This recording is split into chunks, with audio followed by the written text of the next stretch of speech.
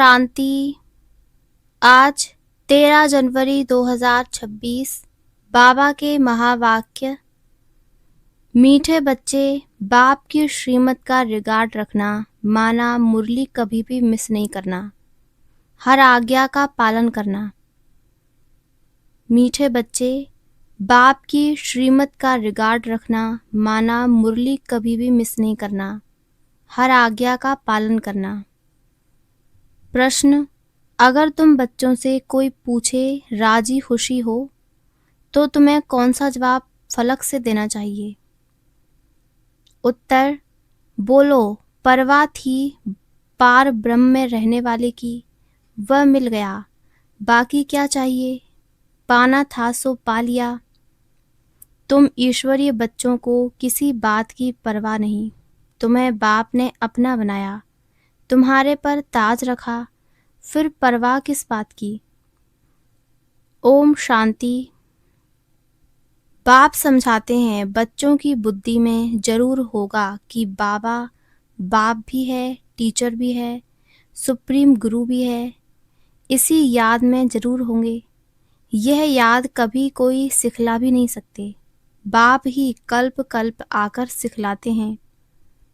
वही ज्ञान सागर पतित पावन भी है, वह बाप भी है, टीचर भी है, गुरु भी है।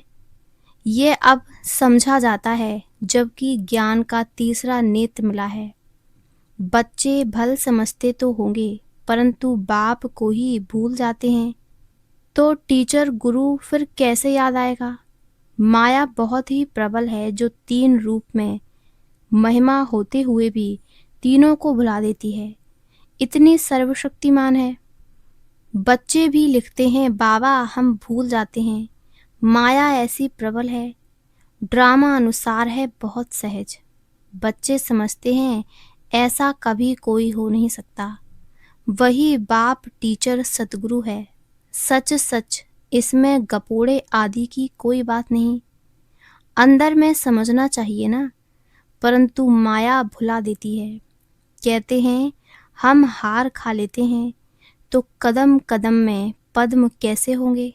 देवताओं को ही पद्म की निशानी देते हैं, सबको तो नहीं दे सकते। ईश्वर की ये पढ़ाई है, मनुष्य की नहीं। मनुष्य की ये पढ़ाई कभी हो नहीं सकती। भल देवताओं की महिमा की जाती है, परंतु फिर भी ऊंचते ऊंच एक बाप है, बाकी उनकी बड़ाई क्या है। आज गदाई कल राजाई। अभी तुम पुरुषार्थ कर रहे हो ऐसा बनने का, जानते हो इस पुरुषार्थ में बहुत फेल होते हैं। पढ़ते फिर भी इतने हैं जितने कल्प पहले पास हुए थे। वास्तव में ज्ञान है भी बहुत सहज, परंतु माया भुला देती है। बाप कहते हैं अपना चार्ट लिखो, परंतु लिख नहीं पाते हैं। कहाँ तक बैठ लिखें, अगर लिखते भी हैं तो जांच करते हैं 2 घंटा याद में रहें, फिर वह भी उन्हों को मालूम पड़ता है जो बाप की श्रीमत को अमल में लाते हैं। बाप तो समझेंगे इन विचारों को लज्जा आती होगी, नहीं तो श्रीमत अमल में लानी चाहिए, परंतु 2% मुश्किल चार्ट लिखते हैं। बच्चों को श्रीमत का इतना रिगार्ड नहीं है। मुरली मिलते हुए भी पढ़ते नहीं हैं, दिल में लगता जरूर होगा बाबा कहते तो सच हैं, हम मुरली ही नहीं पढ़ते तो बाकी औरों को समझाएंगे क्या। याद की यात्रा। ओम शांति। रूहानी बाप रूहानी बच्चों को समझाते हैं, यह तो बच्चे समझते हैं बरोबर हम आत्मा हैं, हमको परमपिता परमात्मा पढ़ा रहे हैं। और क्या कहते हैं, मुझे याद करो तो तुम स्वर्ग के मालिक बनो।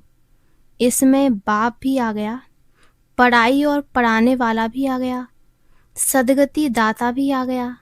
थोड़े अक्षर में सारा ज्ञान आ जाता है। यहाँ तुम आते ही हो इसको रिवाइज करने लिए। बाप भी यही समझाते हैं क्योंकि तुम खुद कहते हो हम भूल जाते हैं, इसलिए यहाँ आते हैं रिवाइज करने। भल कोई यहाँ रहते हैं तो भी रिवाइज नहीं होता है, तकदीर में नहीं है। तदबीर तो बाप कराते ही हैं। तदबीर कराने वाला एक बाप ही है। इसमें कोई की पास खातिरी भी नहीं हो सकती है। न स्पेशल पढ़ाई है। उस पढ़ाई में स्पेशल पढ़ने लिए टीचर को बुलाते हैं। यह तो तकदीर बनाने लिए सबको पढ़ाते हैं। एक एक को अलग कहाँ तक पढ़ाएंगे। कितने ढेर बच्चे हैं। उस पढ़ाई में कोई बड़े आदमी के बच्चे होते हैं तो उन्हों को स्पेशल पढ़ाते हैं। टीचर जानते हैं कि यह डल है, इसलिए उनको स्कॉलरशिप लायक बनाते हैं। ये बाप ऐसे नहीं करते हैं। ये तो एक रस सबको पढ़ाते हैं। वह हुआ टीचर का एक्स्ट्रा पुरुषार्थ कराना। यह तो एक्स्ट्रा पुरुषार्थ किसको अलग से कराते नहीं। एक्स्ट्रा पुरुषार्थ माना ही मास्टर कुछ कृपा करते हैं। ऐसे तो भल पैसे लेते हैं, खास टाइम दे पढ़ाते हैं, जिससे वह जास्ती पढ़कर होशियार होते हैं। यहाँ तो जास्ती कुछ पढ़ने की बात है ही नहीं। इनकी तो बात ही नई है। एक ही महामंत्र देते हैं, मन मना भव। याद से क्या होता है, ये तो समझते हो बाप ही पतित पावन है। जानते हो उनको याद करने से ही पावन बनेंगे। अब तुम बच्चों को ज्ञान है, जितना याद करेंगे उतना पावन बनेंगे। कम याद करेंगे तो कम पावन बनेंगे। यह तुम बच्चों के पुरुषार्थ पर है। बेहद के बाप को याद करने से हमको यह बनना है। उन्हों की महिमा तो हर एक जानते हैं। कहते भी हैं आप पुण्य आत्मा हो, हम पाप आत्मा हैं। ढेर मंदिर बने हुए हैं, वहाँ सब क्या करने जाते हैं। दर्शन से फायदा तो कुछ भी नहीं। एक दो को देख चले जाते हैं, बस दर्शन करने जाते हैं। फलाना यात्रा पर जाता है, हम भी जावें, इससे क्या होगा। कुछ भी नहीं। तुम बच्चों ने भी यात्राएं की हैं। जैसे और त्योहार मनाते हैं, वैसे यात्रा भी एक त्योहार समझते हैं। अभी तुम याद की यात्रा भी एक त्योहार समझते हो। तुम याद की यात्रा में रहते हो। अक्षर ही एक है, मन मना भव। ये तुम्हारी यात्रा अनादि है।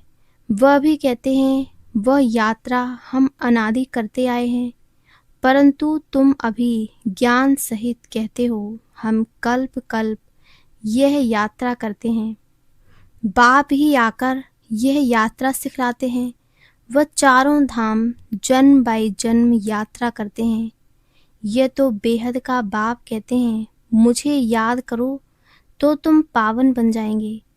ऐसे तो और कोई कभी नहीं कहते कि यात्रा से तुम पावन बनेंगे। मनुष्य यात्रा पर जाते हैं तो वह उस समय पावन रहते हैं। आजकल तो वहाँ भी गंध लगा पड़ा है, पावन नहीं रहते। इस रूहानी यात्रा का तो किसको पता नहीं है। तुमको अभी बाप ने बताया है। यह याद की यात्रा है सच्ची। वह यात्रा का चक्र लगाने जाते हैं, फिर भी वैसे का वैसा बन जाते हैं। चक्र लगाते रहते हैं, जैसे वास्को डिगामा ने सृष्टि का चक्र लगाया। यह भी चक्र लगाते हैं। गीत भी है ना, चारों तरफ लगाए फेरे, फिर भी हरदम दूर रहे।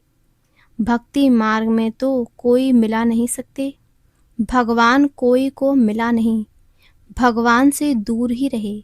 फेरे लगाकर फिर भी घर में आकर 5 विकारों में फंसते हैं। वह सब यात्राएं हैं झूठी। अभी तुम बच्चे जानते हो यह है पुरुषोत्तम संगम युग, जबकि बाप आए हैं। एक दिन सब जान जाएंगे बाप आया हुआ है, भगवान आखिरी मिलेगा। लेकिन कैसे, ये तो कोई भी जानते नहीं। यह तो मीठे मीठे बच्चे जानते हैं कि हम श्रीमत पर इस भारत को फिर से स्वर्ग बना रहे हैं। भारत का ही तुम नाम लेंगे, उस समय और कोई धर्म होता नहीं। सारी विश्व पवित्र बन जाती है। अभी तो ढेर धर्म हैं। बाप आकर तुमको सारे झाड़ का नॉलेज सुनाते हैं। तुमको स्मृति दिलाते हैं। तुम सो देवता थे, फिर सो क्षत्रिय, सो वैश्य, सो शूद्र बने, अभी तुम सो ब्राह्मण बने हो। ये हम सो का अर्थ बाप कितना सहज समझाते हैं। ओम अर्थात मैं आत्मा, फिर हम आत्मा ऐसे चक्र लगाती हैं। वह तो कह देते हम आत्मा सो परमात्मा, परमात्मा सो हम आत्मा। एक भी नहीं जिसको हम सो का अर्थ यथार्थ मालूम हो। तो बाप कहते हैं ये जो मंत्र हैं ये हरदम याद रखना चाहिए। चक्र बुद्धि में नहीं होगा तो चक्रवर्ती राजा कैसे बनेंगे। अभी हम आत्मा ब्राह्मण हैं, फिर हम सो देवता बनेंगे। ये तुम कोई से भी जाकर पूछो, कोई नहीं बताएंगे। वह तो 84 का अर्थ भी नहीं समझते। भारत का उत्थान और पतन गाया हुआ है, ये ठीक है। सतो प्रधान, सतो रजो तमो, सूर्यवंशी, चंद्रवंशी, वैश्यवंशी। अभी तुम बच्चों को सब मालूम पड़ गया है। बीज रूप बाप को ही ज्ञान का सागर कहा जाता है। वह इस चक्र में नहीं आते हैं। ऐसे नहीं हम जीव आत्मा सो परमात्मा बन जाते हैं।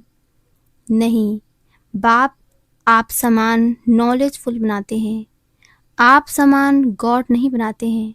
इन बातों को बहुत अच्छी रीति समझना है, तब बुद्धि में चक्र चल सकता है, जिसका नाम सुदर्शन चक्र रखा है। तुम बुद्धि से समझ सकते हो हम कैसे इस 84 के चक्र में आते हैं। इसमें सब आ जाता है, समय भी आता है, वर्ण भी आ जाते हैं, वंशावली भी आ जाती है। अब तुम बच्चों की बुद्धि में ये सारा ज्ञान होना चाहिए। नॉलेज से ही ऊंच पद मिलता है। नॉलेज होगी तो औरों को भी देंगे। यहाँ तुमसे कोई पेपर आदि नहीं भराए जाते हैं। उन स्कूलों में जब इम्तहान होते हैं तो पेपर्स विलायत से आते हैं। जो विलायत में पढ़ते होंगे उन्हों की तो वहाँ ही रिजल्ट निकालते होंगे। उनमें भी कोई बड़ा एजुकेशन अथॉरिटी होगा जो जांच करते होंगे पेपर्स की। तुम्हारे पेपर्स की जांच कौन करेंगे? तुम खुद ही करेंगे। खुद को जो चाहो सो बनाओ। पुरुषार्थ से जो चाहे सो पद बाप से ले लो। प्रदर्शनी आदि में बच्चे पूछते हैं ना, क्या बनेंगे? देवता बनेंगे, बैरिस्टर बनेंगे, क्या बनेंगे? जितना बाप को याद करेंगे, सर्विस करेंगे, उतना फल मिलेगा। जो अच्छी रीति बाप को याद करते हैं वह समझते हैं हमको सर्विस भी करनी है, प्रजा बनानी है ना। ये राजधानी स्थापन हो रही है तो उसमें सब चाहिए। वहाँ वजीर होते नहीं। वजीर की दरकार उनको रहती जिसको अक्ल कम होता है। तुमको वहाँ राय की दरकार नहीं रहती है। बाबा के पास राय लेने आते हैं, स्थूल बातों की राय लेते हैं। पैसे का क्या करें, धंधा कैसे करें? बाबा कहते हैं ये दुनियावी बातें बाप के पास नहीं ले आओ। हाँ, कहाँ दिल शिकस्त बन न जाए तो कुछ न कुछ आथक देकर बता देते हैं। यह कोई मेरा धंधा नहीं है, मेरा तो ईश्वरीय धंधा है तुमको रास्ता बताने का। तुम विश्व का मालिक कैसे बनो? तुमको मिली है श्रीमत, बाकी सब हैं आसुरी मत। सतयुग में कहेंगे श्रीमत, कलयुग में आसुरी मत। वह है ही सुखधाम। वहाँ ऐसे भी नहीं कहेंगे कि राजी खुशी हो, तबीयत ठीक है। ये अक्षर वहाँ होते नहीं। यह यहाँ पूछा जाता है, कोई तकलीफ तो नहीं है? राजी खुशी हो, इसमें भी बहुत बातें आ जाती हैं। वहाँ दुख है ही नहीं। जो पूछा जाए यह है ही दुख की दुनिया। वास्तव में तुमसे कोई पूछ नहीं सकता। भल माया गिराने वाली है तो भी बाप मिला है ना। तुम कहेंगे क्या तुम खुश खैराफत पूछते हो? हम ईश्वर के बच्चे हैं, हमसे क्या खुश खैराफत पूछते हो? परवाह थी पार ब्रह्म में रहने वाले बाप की, वह मिल गया, फिर किसकी परवाह? यह हमेशा याद करना चाहिए। हम किसके बच्चे हैं? यह भी बुद्धि में ज्ञान है कि जब हम पावन बन जाएंगे तो फिर लड़ाई शुरू हो जाएगी। तो जब भी तुमसे कोई पूछे कि तुम खुश राजी हो, तो बोलो हम तो सदैव खुश राजी हैं। बीमार भी हो तो भी बाप की याद में हो। तुम स्वर्ग से भी जास्ती यहाँ खुश राजी हो, जबकि स्वर्ग की बादशाही देने वाला बाप मिला है, जो हमको इतना लायक बनाते हैं। तो हमको क्या परवाह रखी है? ईश्वर के बच्चों को क्या परवाह? वहाँ देवताओं को भी परवाह नहीं। देवताओं के ऊपर तो है ईश्वर, तो ईश्वर के बच्चों को क्या परवाह हो सकती है? बाबा हमको पढ़ाते हैं। बाबा हमारा टीचर सतगुरु है। बाबा हमारे ऊपर ताज रख रहे हैं। हम ताजधारी बन रहे हैं। तुम जानते हो हमको विश्व का ताज कैसे मिलता है? बाप नहीं ताज रखते, यह भी तुम जानते हो। सतयुग में बाप अपना ताज अपने बच्चों पर रखते हैं, जिसको अंग्रेजी में कहते हैं क्राउन्स प्रिंस। यहाँ जब तक बाप का ताज बच्चे को मिले, तब तक बच्चे को उत्कंठा रहेगी। कहाँ बाप मरे तो ताज हमारे सिर पर आवे। आश होगी प्रिंस से महाराजा बनूं। वहाँ तो ऐसी बात नहीं होती। अपने समय पर कायदे अनुसार बाप बच्चों को ताज देकर फिर किनारा कर लेते हैं। वहाँ वानप्रस्थ की चर्चा होती नहीं। बच्चों को महल आदि बनाकर देते हैं। आशाएं सब पूरी हो जाती हैं। तुम समझ सकते हो, सतयुग में सुख ही सुख है। प्रैक्टिकल में सब सुख तब पाएंगे जब वहाँ जाएंगे। वह तो तुम ही जानो। स्वर्ग में क्या होगा, ये शरीर छोड़ फिर कहाँ जाएंगे? अभी तुम्हें प्रैक्टिकल में बाप पढ़ा रहे हैं। तुम जानते हो हम सच सच स्वर्ग में जाएंगे।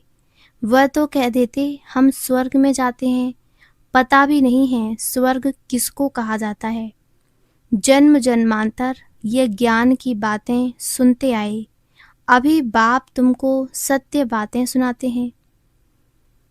अच्छा, मीठे मीठे सिकी लदे बच्चों प्रति मात पिता बाप दादा का याद प्यार और गुड मॉर्निंग।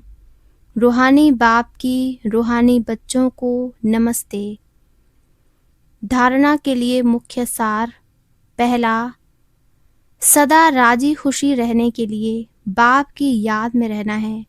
पढ़ाई से अपने ऊपर राजाई का ताज रखना है। दूसरा, श्रीमत पर भारत को स्वर्ग बनाने की सेवा करनी है। सदा श्रीमत का रिगार्ड रखना है। वरदान, श्रेष्ठ तकदीर की स्मृति द्वारा अपने समर्थ स्वरूप में रहने वाले सूर्यवंशी पद के अधिकारी भव। श्रेष्ठ तकदीर की स्मृति द्वारा अपने समर्थ स्वरूप में रहने वाले सूर्यवंशी पद के अधिकारी भव। जो अपनी श्रेष्ठ तकदीर को सदा स्मृति में रखते हैं, वह समर्थ स्वरूप में रहते हैं। उन्हें सदा अपना अनादि असली स्वरूप स्मृति में रहता है। कभी नकली फेस धारण नहीं करते। कई बार माया नकली गुण और कर्तव्य का स्वरूप बना देती है। किसको क्रोधी, किसको लोभी, किसको दुखी, किसको अशांत बना देती है।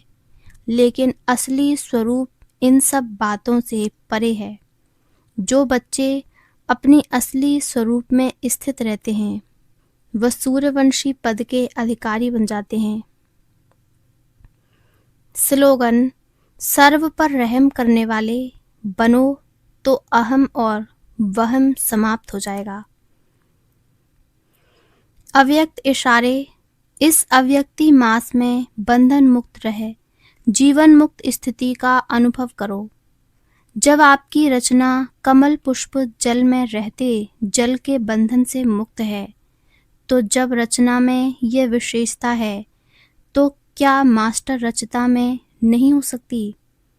जब कभी बंधन में फंस जाओ, तो अपने सामने कमल पुष्प का दृष्टांत रखो कि जब कमल पुष्प न्यारा प्यारा बन सकता है, तो क्या मास्टर सर्वशक्तिवान नहीं बन सकते? तो सदा बन जाएंगे। अच्छा, ओम शांति, ओम शांति, ओम शांति।